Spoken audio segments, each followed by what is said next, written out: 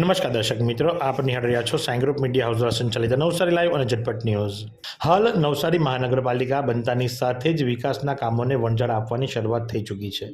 જે સંદર્ભે પાલિકાના કચેરી નીચે આવેલું શાકભાજી માર્કેટ જે બન્યું હતું 1964માં 1964માં જે તે વખતે દુકાનની ફાળવણી કરવામાં આવી ત્યારે તમામ વેપારીઓ પાસે જે તે સમયના સત્તાધીશોએ લખાણ કદાચ લીધું હશે કે ભાઈ તમારે માત્ર ને માત્ર શાકભાજી વેચવાની છે, એવી વાતો મળી છે। કોઈ ઠોસ પુરાવા મળ્યા નથી, પણ 10 વર્ષ બાદ એટલે કે 1974 સુધીમાં તો એ શાકભાજી માર્કેટની અંદર શાકભાજી સિવાય તમામ વસ્તુઓ મળતી થઈ ગઈ, એટલે કે કટલરી છે, રેડીમેડ છે, બૂટ ચપ્પલ છે, ફૂટવેર છે, વગેરે વગેરે વસ્તુઓ। વાત જો કરવામાં આવે તો 1989ની અંદર પ્રથમ વખત આ માર્કેટની અંદર આગ લાગી।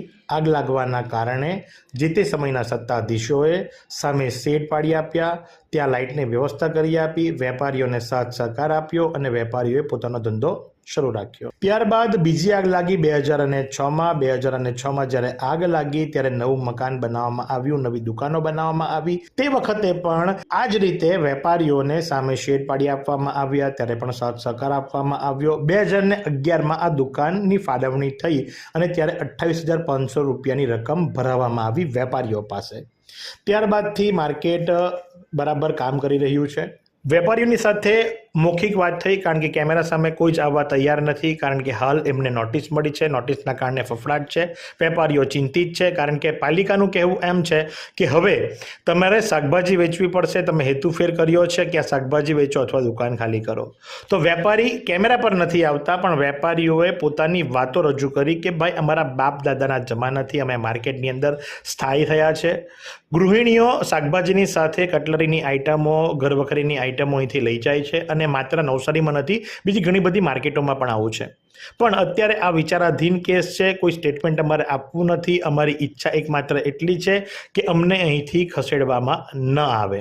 તો સામે જ્યારે વાત થઈ એક વેપારીની સાથે, તો એમણે જણાવ્યું કે ભાઈ જે તે સમયે કદાચ વેપારીએ લખીને આપ્યું હશે કે શાકભાજી વેચશે, પણ મેં દુકાન વેચાતી લીધી અને જ્યારે દુકાન વેચાતી લીધી, નામ ટ્રાન્સફર કરાવવા માટે ગયા। નામ ટ્રાન્સફર કરાવવા માટે ગયા ત્યારે અમને પૂછવામાં આવ્યું કે આપ શેનો ધંધો કરશો, તો અમે જણાવ્યું કે રેડીમેડનો કરશું। તો અમને એના માટેના લાયસન્સ કે એના માટેના જરૂર કાગળિયા કરવા માટે જણાવ્યું। અમે લખ્યું છે રેડીમેડનો કરશું। જેણે લખ્યું હતું કે ભાઈ હું કોલ્ડ ડ્રિંક્સ વેચીશ, તો એને FSICના લાયસન્સ માટે, ગુમાસ્તાના લાયસન્સ માટે કે ખાદ્ય ખોરાકીના લાયસન્સ માટેની તજવીજ હાથ ધરવા માટેનું જણાવવામાં આવ્યું કે કોઈ કીધું ફરસાણનું। તો જે તે વખતે નામ ટ્રાન્સફર કરવામાં આવ્યા ત્યારે એ હેતુ એમણે સ્પષ્ટ જણાવ્યો હતો કે અમે આ વસ્તુની દુકાન ખોલીએ છીએ, તો ત્યારે એમને પરમિશન આપવામાં આવી અને હવે મહાનગરપાલિકા બનતાની સાથે જ એમની ઉપર ગાજ મૂકવામાં આવી છે કે ક્યાં શાકભાજી વેચો અથવા તો તમે અહીંથી સ્થળાંતર થાવ। તો હાલ તો વેપારીઓની અંદર ચિંતાનું મોજું આવી પહોંચ્યું છે। આ સંદર્ભની અંદર અમે માર્કેટ શાખાના અધિકારીને મળ્યા, એમની સાથે વાત કરવાનો પ્રયાસ કર્યો। એમણે પણ મૌખિક રજૂઆતો જ સાંભળી। એમણે પણ કહ્યું કે મારે આ સંદર્ભની અંદર કોઈ પણ સ્ટેટમેન્ટ આપવું નથી, કારણ કે હાલ મુદ્દો જે કરો એ ડેપ્યુટી કમિશનર સુધી પહોંચ્યો છે। ડેપ્યુટી કમિશનરથી કમિશનર સુધી પહોંચે, મિટિંગો થાય, કઈક નિર્ણય લેવાય તો હું આપને સ્ટેટમેન્ટ આપું। બાકી વાત સાચી છે, અમે તમામ દુકાનધારકો કે જે શાકભાજી નથી વેચતા એમને પર્ટિક્યુલર નોટિસ પાઠવી છે। એ નોટિસનો એક ભાગ અમે આપને દર્શાવી રહ્યા છે।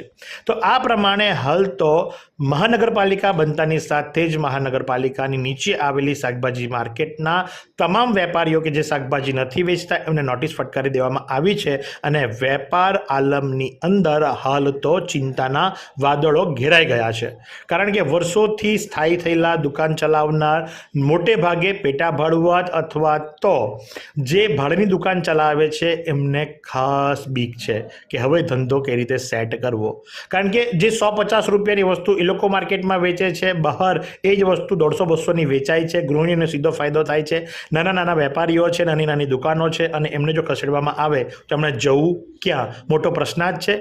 તો હવે શું નિર્ણય આવે એ જોવાનો રહ્યો। હાલ પૂરતું આટલું જ અને આજ પ્રમાણે આવા અવનવા સમાચારો માટે આપ નિહાળતા રહો નવસારી લાઈવ અને ઝટપટ ન્યૂઝ।